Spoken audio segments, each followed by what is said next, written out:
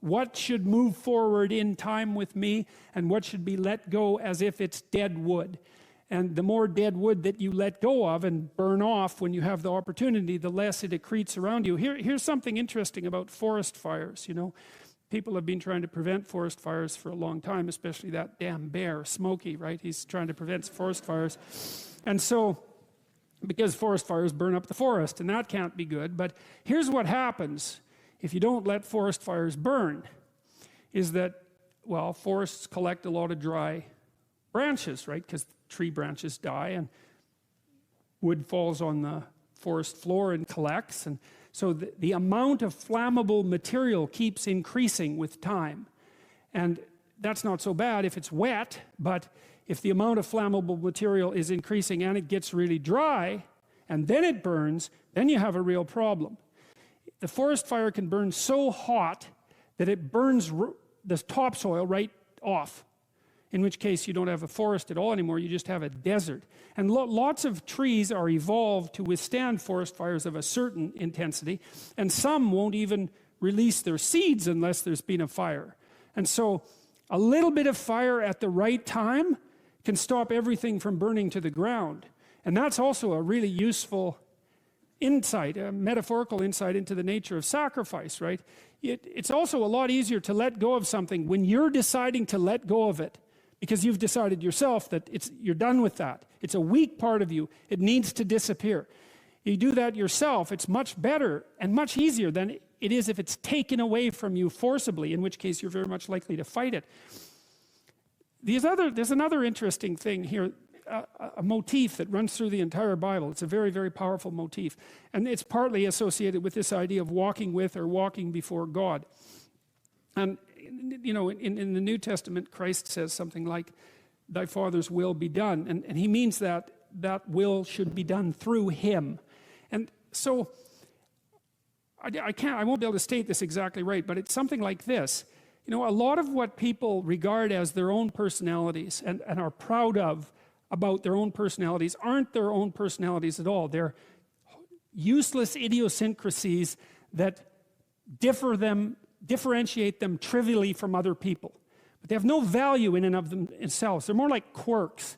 I remember once I was trying to teach a particularly stubborn student about how to write. And she had written a number of essays in university and got universally walloped for them. And the reason for that was she couldn't write, really at all. She was really, really bad at writing. And so I was sitting down with her trying to explain to her what she was doing wrong.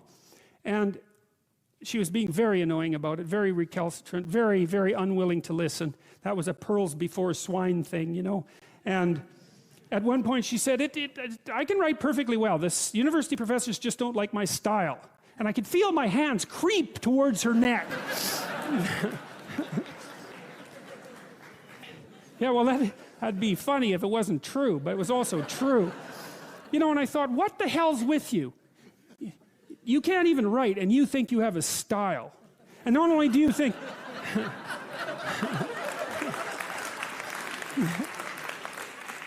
Yeah, not knowing how to write is not a style. That's the other point, right?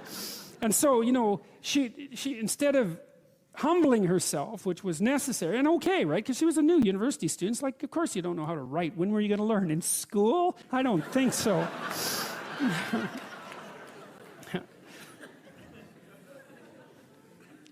So she had this, this style issue, and it just didn't go anywhere at all. And so now, let's see, I lost my train of thought telling you all those jokes. Oh yes, in terms of letting things burn off. Yeah, well, so she was proud of her insufficiency. That's arrogance, right? That's not humility. It's self-deception and arrogance.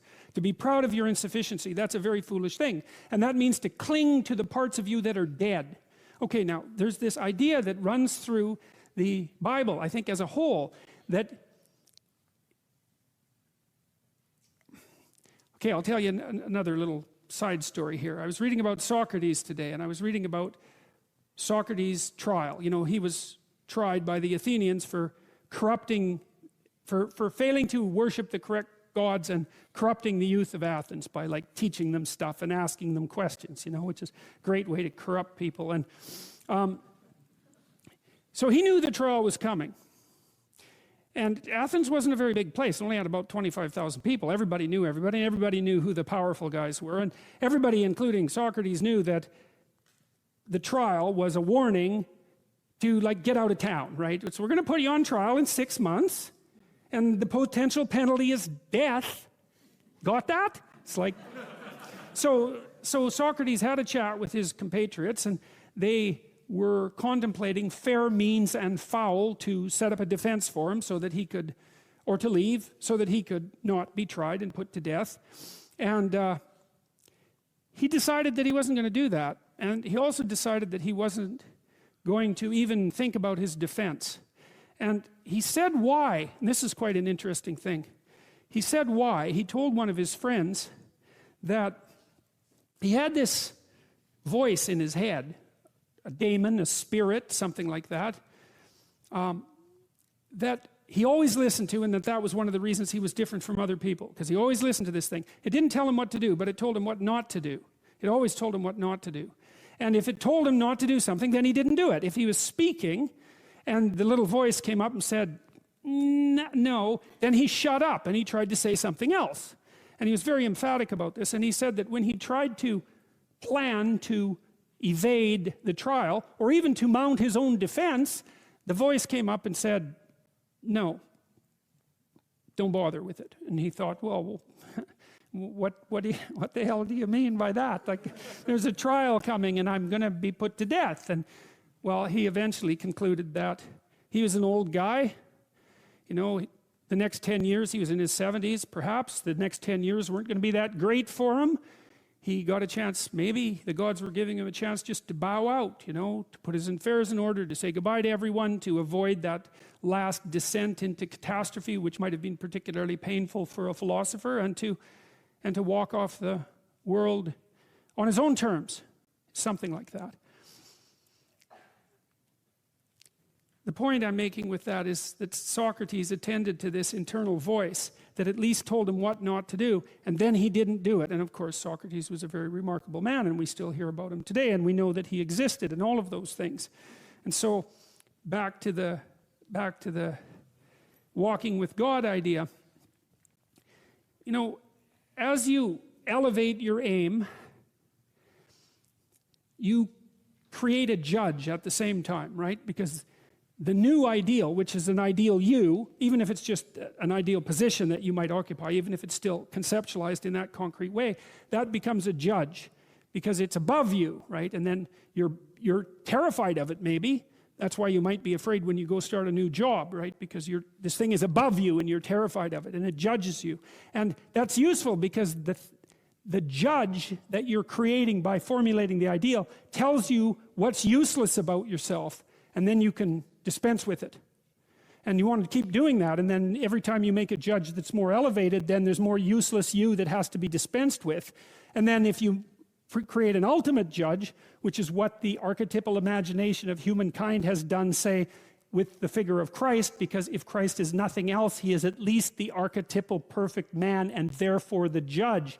You have a judge that says, get rid of everything about yourself that isn't perfect. And of course, that's also what God tells Abraham, right? He says to be perfect, to pick an ideal that's high enough, and you can do this. The thing that's interesting about this, I think, is you can do it more or less on your own terms. You have to have some collaboration from other people, but you don't have to pick an external ideal. You can pick an ideal that fulfills the role of ideal for you. You can say, okay, well, if things could be set up for me the way I need them to be, and if I could be who I needed to be, what would that look like? And you can figure that out for yourself, and then instantly you have a judge. And I also think that's part of the reason people don't do it, right? Why don't people look up and move ahead? And the answer is, well, you start formulating an ideal, you formulate a judge, it's pretty easy to feel intimidated in the face of your own ideal. That's what happens to Cain versus Abel, for example. Then it's really easy to destroy the ideal instead of to try to pursue it, because then you get rid of the judge. But it's way better, lower the damn judge if it's too much. Like if your current ambition is crushing you, then maybe you're playing the tyrant to yourself, and you should tap down your ambitions, not get rid of them by any stretch of the imagination, but at least put them more reasonably within your grasp. You don't have to leap from point 1 to point 50 in one leap, right? You can do it incrementally. But I really like this idea. I think it's a profound idea that the process of recapitulating yourself continually is also the process of, it's a phoenix-like process, right? You're shedding all those elements of you that are no longer worthy of the pursuits that you're valuing. And then I would say, the idea here is that as you do that, you shape yourself ever more precisely into something that can withstand the tragedy of life and that can act as a beacon to the world. That's the right way of thinking about it. Maybe first to your friends and then to your family. It's like it's a hell of a fine ambition, and there's no reason that it can't happen. You know, every one of you knows people who are really bloody useful in a crisis, and people that you admire, right? Those are all, you can think of all those people as you admire as partial incarnations of the archetypal Messiah. That's exactly right. And the more that that manifests itself in any given person, then the more generally useful and admirable that person is in a multitude of situations. And we don't know the limit to that. But people can be unbelievably good for things, you know. It's really something to behold.